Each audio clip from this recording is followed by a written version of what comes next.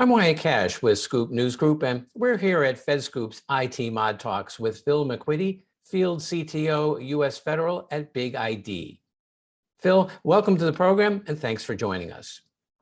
Thank you, Wyatt. It's a pleasure to be here. Thanks for having me. So I'm asking a number of executives with a little more than a year into the Biden administration, where have you seen some of the greatest progress in IT modernization in the federal government?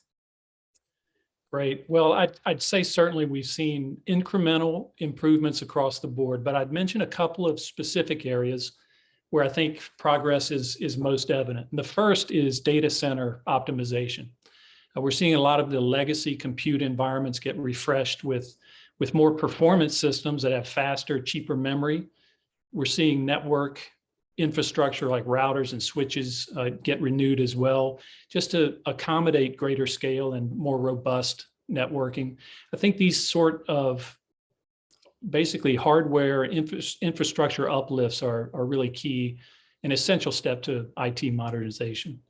The other area I would mention is cybersecurity. The risks are obvious to everyone. So we're seeing a lot of activity in that area. And I think a case in point would be the sort of initiatives and that DHS and CISA are doing in terms of investing in strategies and solutions to detect and block cyber attacks from getting through to federal agencies. And following up on that just a little bit, how has IT modernization actually helped federal agencies get a better handle on securing their most valuable systems?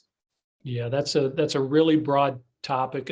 And among other examples, I would mention the identity governance and administration. I think this is very important in terms of helping organizations secure critical systems and highly valued data assets.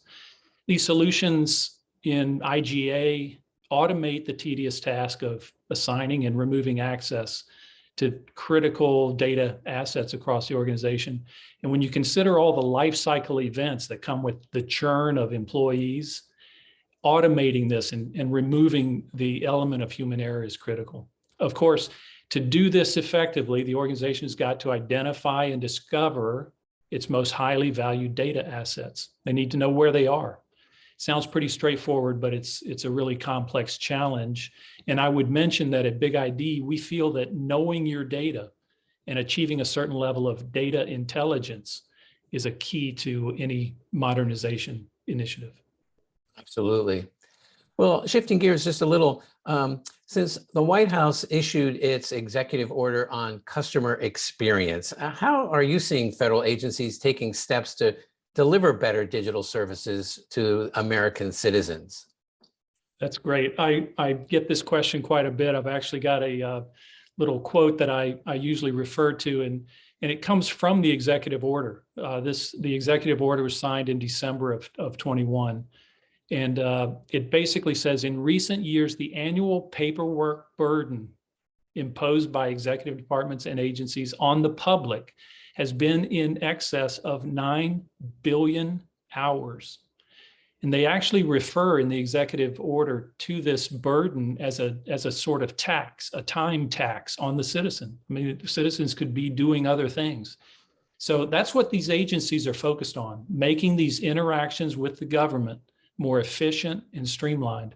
So whether a citizen is renewing a passport, a driver's license, a Medicare application, or looking into retirement benefits, these exchanges with the government, they're being streamlined and digitized in order to provide a better quality experience.